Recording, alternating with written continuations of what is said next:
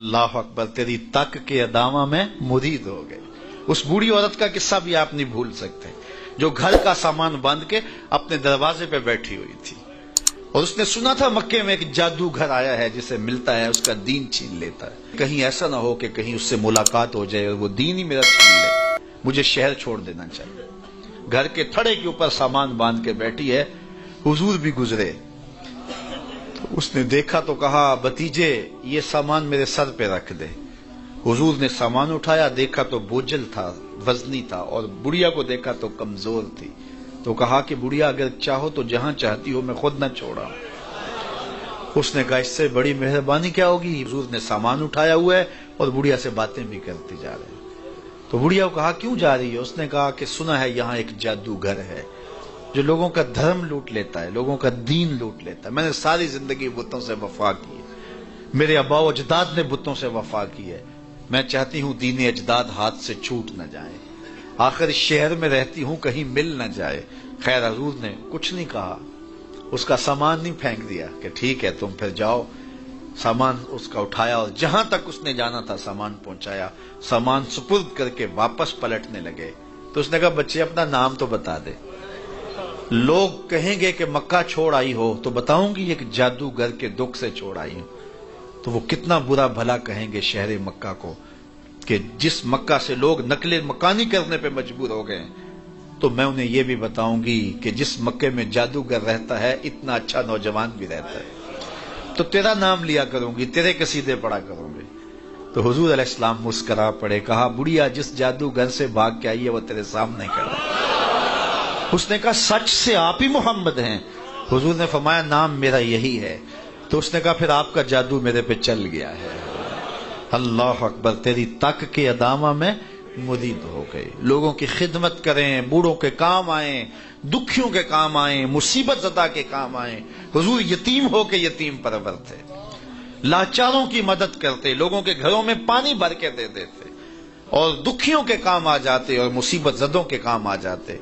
तो हुजूर से प्यार करने वालों, उम्मत में आपस में हस्द न फैलाओ, बुग़्ज़ न करो, नफरतों के पहाड़ खड़े न करो, एक दूसरे से प्यार करो, जुड़ो, उम्मत वाहदा बने और अपने माहौल को, अपनी मुआशरत को एक खूबसूरत मुआशरत का रंग दो और अपनी जिंदगी को हुजूर के नाम कर दो। हुजूर अलैहिस्सलाम की मोहब्बत से मुआशरे के दुख जो हैं वो समेटे जा सकते हैं। आका करीम अलैहिस्सलाम ने मोहब्बत से ही मुआशरत को जो है वो अपने करीब किया और लोग ईमान की दौलत से माला माल हो गए। वो एक बच्चा आया ना अपनी माँ के लिए लिबास लेने के लिए, और पहले वो गया अपने चचा के पास।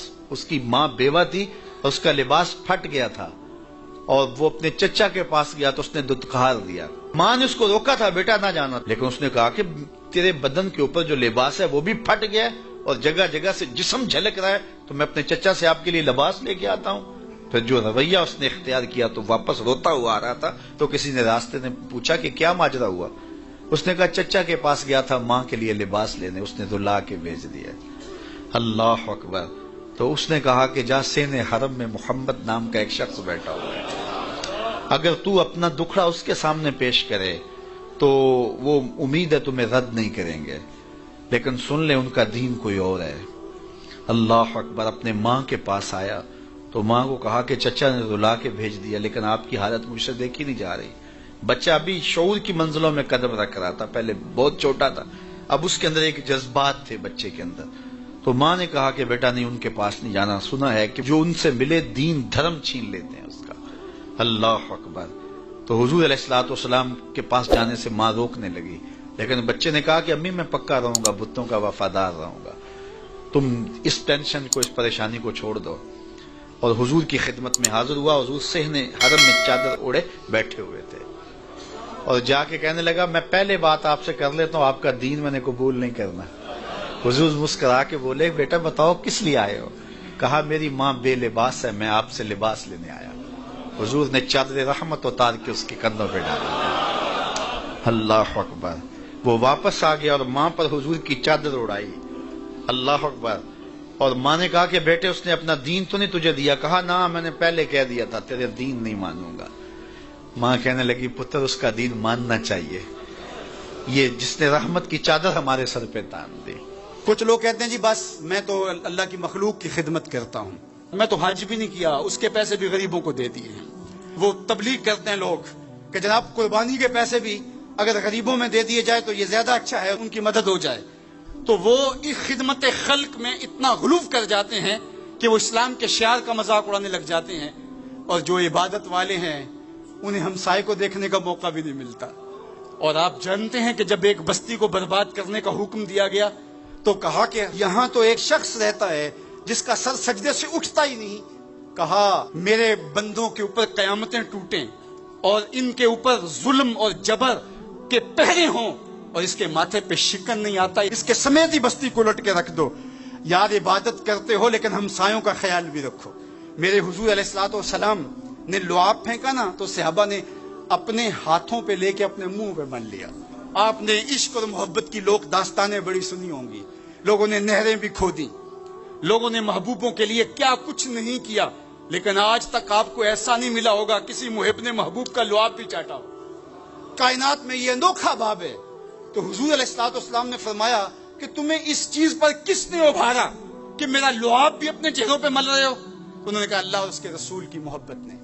تو میرے حضور نے اس کی نفی نہیں کی، لیکن ساتھ ہی فرمایا اگر کوئی چاہتا ہے کہ اللہ اس کے رسول سے محبت کرے اور اللہ اور اس کا رسول اس سے محبت کرے تو وہ ہمسایوں کے حقوق کا خیال رکھے۔ یعنی تمہارا یہ پہلو بھی، تم عاشق رسول بھی ہو لیکن ہمسایوں کا بھی تو خیال رکھو۔